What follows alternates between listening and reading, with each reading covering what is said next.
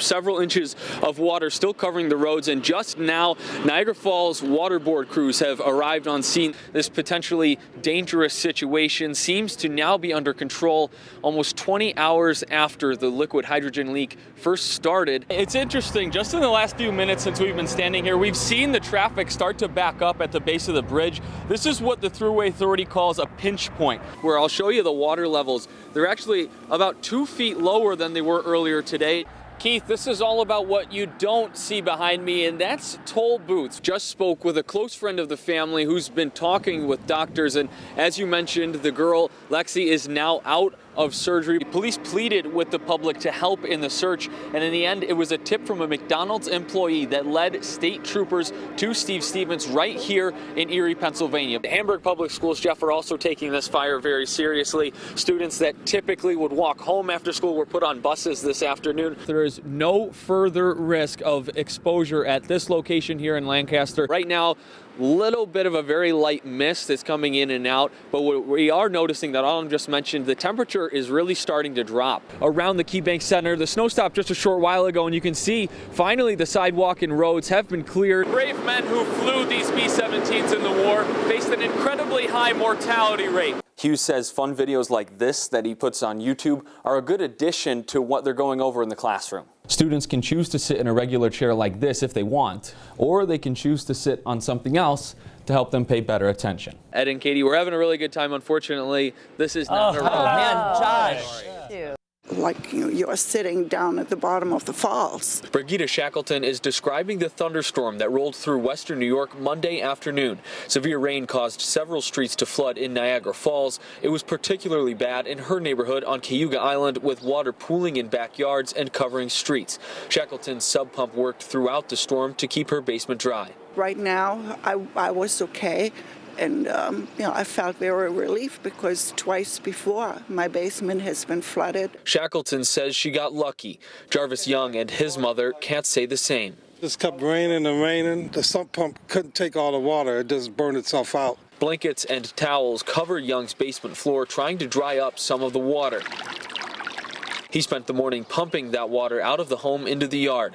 It's not the first time this family has seen their basement flood. It's very tough, and this is like maybe the second or third time she's been going through this. We feel kind of helpless, but we are born-again believers, we're Christians, so we just believe that through God's help and prayer that it'll work itself out. With more storms expected to pass through western New York later this week, these neighbors in Niagara Falls are going to be crossing their fingers and hoping Cayuga Island gets spared the worst of the rain. Because once we have a power outage with weather like that, then we are doomed here because no pump will pump. What you're looking at now are crews from Niagara Falls Water Board pumping a storm drain here on Joliet Avenue on Cayuga Island, trying to get the remaining water off of this road. Joliet Avenue, one of the last roads in Niagara Falls that is still flooded from Monday's storms. And hopefully soon these crews will have this cleared off and the road will be open to local traffic. For now, we're reporting live in Niagara Falls. I'm Josh Bazan for 7 Eyewitness News. Do you guys ever just sit here and take it in? Always. It's true. I'm not just saying that. Always. Prish Moran was not expecting her new restaurant to look like this when the renovation started about a year ago. And to be honest, neither did the artist she paid to transform the Tabernacle, an historic house of worship at Grant and Lafayette. There's quite a lot of mixtures of all different kinds of mythology and a lot of geometric art. Jeremy Twist has worked for Moran for 5 years as a cook at her cafe next door, Sweetness 7. He was a good cook, too. Just a better painter, you know. What do you think when you look around at all this? I have my own feelings of awe. How did I do this? It's that kind of feeling. A hidden talent, hidden even from Twist himself. Until taking on this project, he had never painted before in his life. And I think I can go into any work that I have now and feel fulfilled, because I knew I did this, and that's really important to me. I had to prove something to myself. It's a huge source of pleasure, you know, as a mom, as a human being, to see someone else discover themselves create a life for themselves, you know. The stories in the paintings all connect, and Twist says the entire work tells the story of his own growth as a person. In a certain sense, everything in here that means something to me, that means a lot to me, also means a lot to, you know, can mean a lot to any one person walking in here. Despite his newfound success as a painter, Twist says he prefers serving customers at the Tabernacle. He's transitioning from cook to bartender, where he'll be able to take in his works of art from the best seat in the house. In Buffalo, Josh Bazan, 7 Eyewitness News. For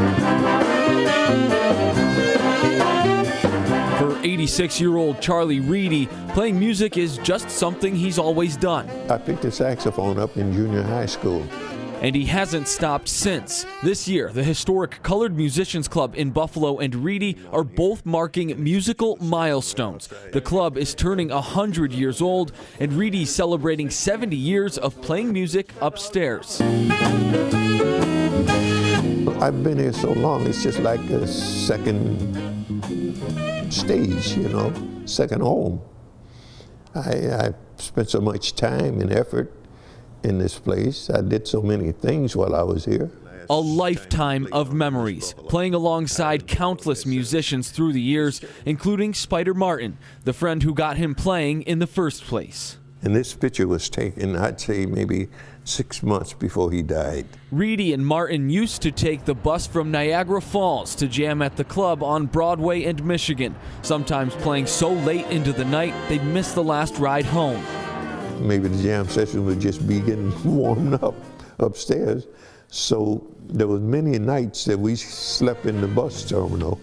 Reedy has seen a lot in 70 years of making music here. He still carries the card for the old Local 533, the Union for African American Musicians in Buffalo, and the origin of the Colored Musicians Club. But to be able to tell the story and just explain, if it wasn't for these guys, you know, we don't get to do what we do now. 1, 2, 3, 4.